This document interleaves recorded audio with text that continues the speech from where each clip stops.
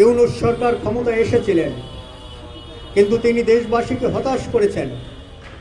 তিনিও যে ঘাপটি মেরে থাকা এই পাকিস্তানিদের, মার্কিনীদের দোসর দালাল, সেটি তিনি প্রমাণ করেছেন। তার ক্ষমতাসীন সময়ে আমরা লক্ষ্য করলাম সারা দেশে মুক্তিযুদ্ধের সকল স্মৃতিস্তম্ভ ধ্বংস করা হচ্ছে, গুঁড়িয়ে দেওয়া হচ্ছে।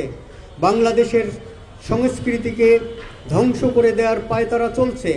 সারা দেশে বাউলদের উপর হামলা চলছে, সারা দেশে মাজার, মন্দির, গির্জা, প্যাগোডা হামলা চলছে, সংখ্যালঘুদের উপর হামলা চলছে।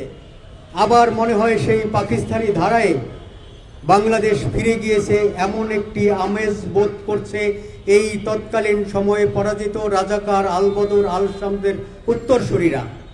এই দেশের আপামর জনগোষ্ঠী এদেরকে প্রতিহত করবে। আমরা এই বুদ্ধিজীবী দিবস থেকে তাদেরকে স্মরণ করিয়ে দিতে চাই, মহান মুক্তিযুদ্ধের সময় 7.5 কোটি মানুষ যেমন ঝাঁপিয়ে পড়েছিল, তেমনি আজকে 20 কোটি মানুষ আবার তার যা কিছু আছে তাই নিয়ে ঝাঁপিয়ে পড়বে এবং এই মুক্তিযুদ্ধের বিরোধী শক্তির যে দোসররা রয়েছে তারা বাংলাদেশকে ধ্বংসের যে পায়তারা করছে সেটি তাদের সফল হবে না।